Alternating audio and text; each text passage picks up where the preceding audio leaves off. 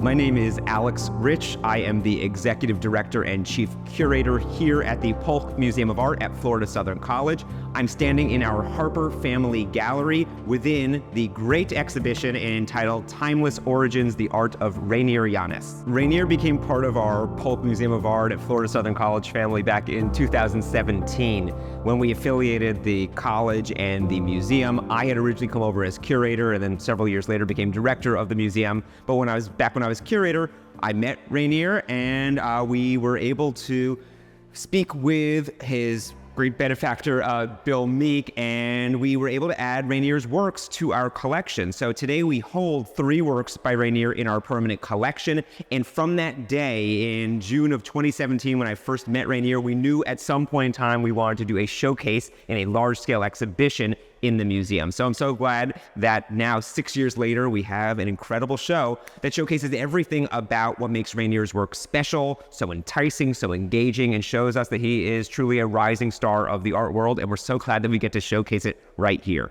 At the museum, we always strive to have a great diversity of types of art and artists from all over the world and across time in each of our gallery spaces. So having Reynier's show as a standout by a living artist is always a great, refreshing moment for visitors as they come through. I think anybody who sees any of Reynier's works, but especially his large-scale works with all of their tactility, with all of their lusciousness and their expressiveness, they're always just so mesmerized by the talent of the artist. The works appear like they were just literally painted. I've heard Reynier say that his works are still drying, and I think luckily we don't allow people to touch the works in the show, but they're so enticing that I think people would love to have their hands all over them. We've said that Reynier's allowed to touch the works when he is here, but nobody else can touch them in the museum. But they are really invigorating. They show how immense his skill is, and they also show his evolving style. The works that we have in our collection by Reynier are much more realist versus these works, which obviously have a greater dose of expression, and they have grown in scale and intensity. So everybody who's coming through is loving it, and I hope that Reynier gets even more attention and all the attention he deserves. Thank you so much for that wonderful introduction, Lauren. I'm so happy to be here at the museum, and it's just an honor. I have the opportunity to showcase my work. I think it was in 2017. First time I was introduced to the Polk Museum of Art, and I was just mesmerized by the quality of work that you guys do here and how they approach the community and to emerge, the sense of community, which is wonderful. We have three paintings, and so this piece is evoking a series that I have done in the past in terms of the religion, the Yoruba religion. And the Yoruba religion comes from Nigeria. When the Africans merged into the islands, these belief systems were incorporated. So I have done studies around the topic and developed this series, which were very storytelling. We are a Smithsonian affiliate museum that prizes showing art from all throughout the history of art. And so we show works by artists who have long passed. We show works by artists from all over the globe. But we especially love the opportunities to show artwork by contemporary artists like Reynier Llanes. When Reynier is able to grace us with the presence of his works, we also are thrilled that he's able to join us for live workshops, not only to interact with our audiences in our gallery perspectives, but also to do actual hands-on workshops with our membership and with the public and with learners of all ages. One of the works that we have in our collection is a coffee painting by Reynier, and we love that because it feels like a unique medium, his own form of watercolor that he began doing when he was back in Cuba, and he actually performed an art lab here at the museum also with learners of all ages, with students who come to the museum, and this opportunity to be able to learn directly from an artist who again is a young artist, a vivacious artist, not someone who is using methods that are all that different from artists of the past, but someone who is evolving his methods and growing his career is great opportunity for them. The enjoyment I saw on all the people's faces who attended his lecture, those who are attending his classes, speaks to the fact that Reynier is a brilliant young artist and that his star is going to shine and shine and shine in the years to come. going back to Cuba, I was doing my drawing classes, which was supposed to be watercolor classes. I was doing my final drawing, which was a portrait of a friend of mine. In early morning, I was trying to finish my portrait just to deliver to the class. I was kind of late, and I was drinking coffee, and I spilled the coffee in that drawing. I say, well, my teacher is now gonna kill me. I thought I ruined the whole drawing. I came back to kind of dry and try to save the much as I could, but the coffee was already dry. But funny enough, I say, well, this is kind of interesting. I kind of like how it dried and light the sepia color on top of the graffiti. I said, wait a minute, I think I can do watercolors with coffee. So I first encountered this painting about a month or two ago in Reynier's studio. And I must confess, when I first saw it, I wasn't sure what to think of it. But it's one of those paintings that has a life inside of you.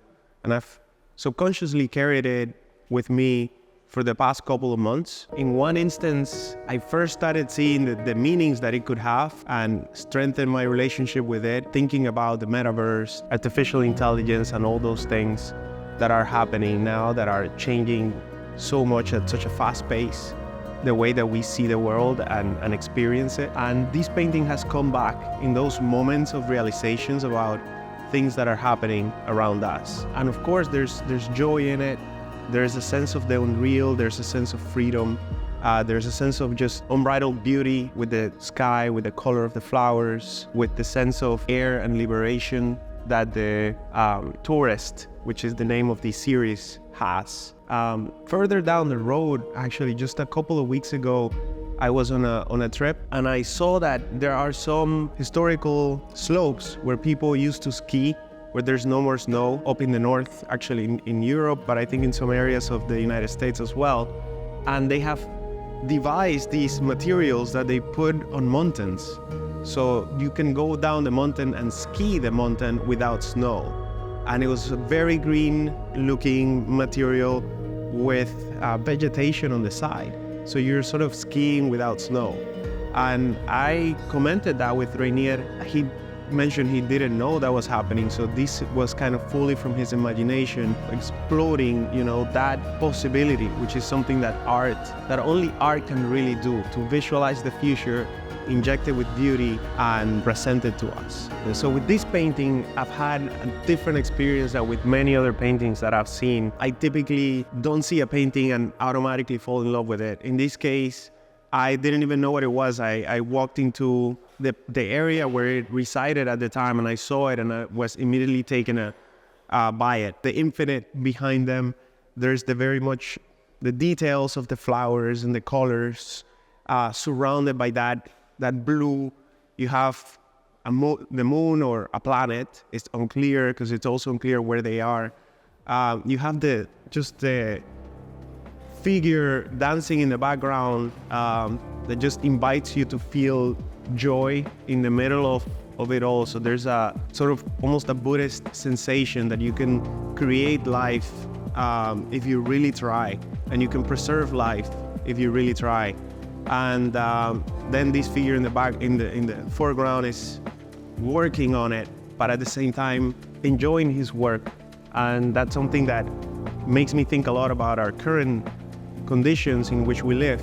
How much are we enjoying the little things that we do, and how much creativity we're putting into the things that we do. And then looking at it more and more over time, you realize these details, which is the beautiful thing of having a relationship with a work of art, and even owning a work of art. You realize that there's a little red flower or a red flying animal or insect. You realize that at the edge of the canvas there's no painting, so it's kind of blending into the medium, and that discovering those things has almost invaluable feeling when you have that type of relationship with a painting. When the pandemic started, my husband and we moved from New York to Miami, Florida, and we picked up the hobby of raising butterflies, particularly monarch butterflies.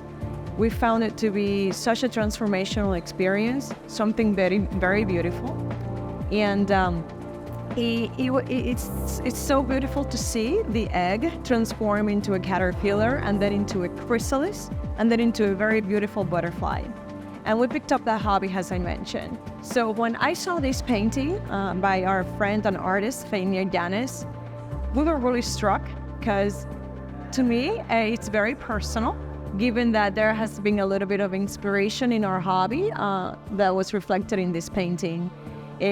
But the painting in itself it's so beautiful, it's so calm. It invites you to look closer. It invites you to just get lost in nature. I see it and I want to go back right away to my plants, to my flowers, to see those caterpillars, to see those chrysalis hanging from very interesting places, from a tiny part of the chair all the way to the ceiling, or in a very nice hanging little leaf from of a flower plant or something like that. So the painting in itself is just very emotive. It's very naturey, and to me it inspires so much calmness. La pintura favorita, o digamos, porque no es la favorita, sino varias de sus obras son mis favoritas, pero estas tres que tengo a mi espalda reflejan para mí poseen un discurso, una narrativa que van desde la ternura hasta todo lo que puede sentir o mover las fibras humanas, como la pasión, la tristeza, la melancolía y al mismo tiempo la felicidad. My name is JNArt, speech language pathologist in Miami, Florida.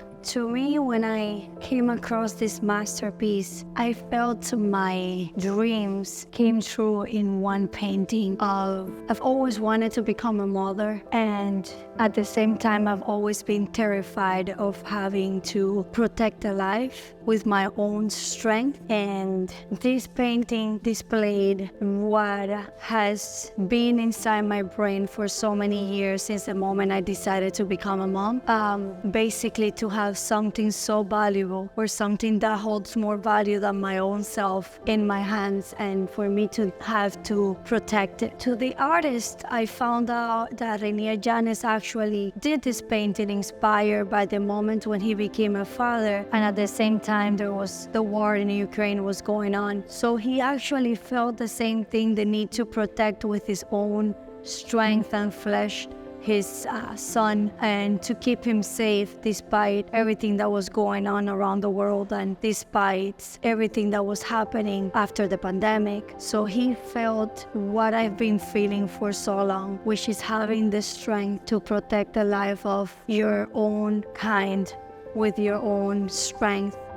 As a person who works in mental health and counseling and a psychologist, my experience of looking at the different images, the faceless images and the people, and also hearing the artist speak about the experience of creating that, how the flow doesn't come as just move my finger and move my brush.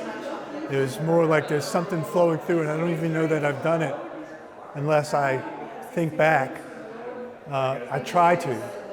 So to me, there's almost a essence of our personal spirituality, or essence of who we are as a person, that the artist gets to translate through his work.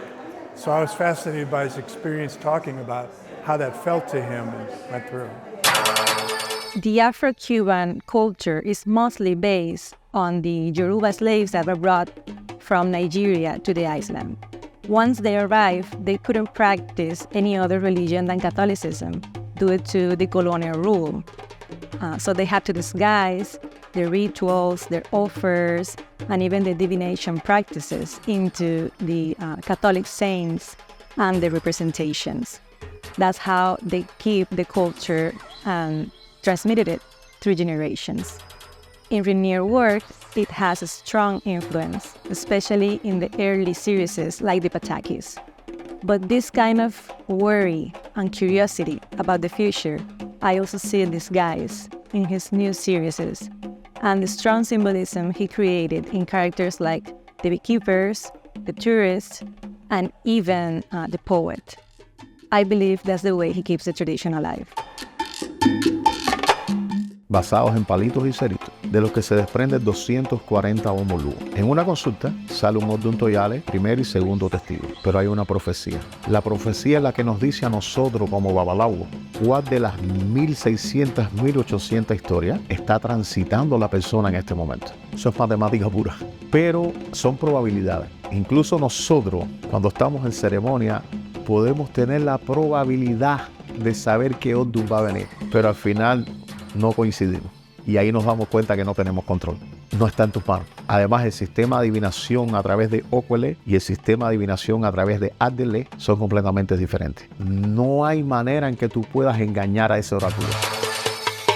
I think that Reynier's paintings explore our past and our future from a perspective of tenderness and compassion for the human figure. This really resonates with the time that we're living right now, as we're living in a period of transition, specifically for our human bodies and what it means to be human. In the series of the Patakis, Reynier explores the physical memory of a religion that survived a transatlantic journey and is now facing a monumental transformation, which is the digital transformation and the age of technology. In the series of the poet, Reynier explores the human body in a state of transfiguration. It's a body that is either coming to or leaving the natural world. It provides both joy and anxiety to me, as I don't quite know if the nature that this figure is in is real or is digital. Is it palpable, or is it all in a cloud or in some sort of other world? Finally, with the tourists, I think two things merge, two big feelings merge. One is melancholy and the other one is joy. These figures are the beekeepers, the fencers, the scuba divers, the skiers. I see them as people who are trying to grasp the joy of life, experience the things that give us physical and emotional sensations that make us enjoy the world. And I never quite know, because in many cases you can see their faces, if they really can grasp that or not, or if this is happening as well in a virtual universe. These paintings invite me to think about the future of our bodies, our beliefs, our religion, what it means to be human, especially in this age of digital transformation. I look at these paintings and they evoke a question in me, which is, how are we going to preserve what it means to be human in the years to come and in the decades to come? Ok, para nosotros en IFAO, Lofin es la fuente de todo el conocimiento. Al dividirlo en partículas, en la gran explosión, cada partícula fue a vivir a la cabeza de cada ser humano, de cada planta y de cada animal. Si quieres conocer la sabiduría de Dios, tienes que saber la sabiduría de todo ser humano, toda planta y todo animal. Porque si tú miras atrás, fueron las plantas y los animales nuestros primeros maestros. Aprendimos de ellos. Entonces no hay manera de que un ser humano, y está escrito también así en las escrituras, tenga todo el conocimiento. Es un sistema. IFA se fue creando en diferentes orden de IFA. Todo el sistema completo. Por ejemplo, primero para sacar el H fue a través de las plantas. Después llegó el coco. Después llegó Okwele. Y después llegó Andele. ¿Qué pasa? No todos conocen el camino del cielo a la tierra. Hay solo dos deidades que conocen el camino del cielo a la tierra. El Egua y Okwele. ¿Sabe lo que es un Okwele, verdad? Están los 256 orden de IFA. En este Okwele nada más. Entonces, Okwele y el Egua son los que conocen el camino del cielo a la tierra. ¿Por qué? No hay embo que se haga si no va al pie del Egua. Cada orden que bajó del cielo a la tierra vino acompañado del Egua. Cada santo que bajó del cielo a la tierra vino acompañado del Egua. El Egua es quien conoce el camino. Sistema binario. 8 conchas te sacan 256 orden de IFA. Yo te digo a ti ahora mismo, con tu nombre y el rezo que lleva, lo lanzo al piso y ya yo conozco tu problema. Todos somos necesarios. Entonces cuando llegamos aquí olvidamos a qué vinimos. El único que conoce nuestro destino es Orula. Cada cual tiene un destino. Como te dije ahorita, somos parte, no estamos aparte. Somos parte de una red. Y cada vez que falla uno, eso provoca que fallen 100. Porque de ese uno dependían muchos también. Ese personaje que está ahí para mí es el ancestro de la tierra. Un enviado de olor de madre a proteger la tierra. Nosotros no somos importantes. Es un error grandísimo. La tierra es importante. Nosotros no. Nosotros somos parte. Somos los jardineros de la tierra. y lo que hacemos es destruirla. Llegamos de último a destruir todo lo que ya estaba. Acabamos con los árboles, matamos animales para venderlos en el mercado, nos matamos hasta entre nosotros mismos con el tiempo. Es con lo único que nosotros no vamos a poder.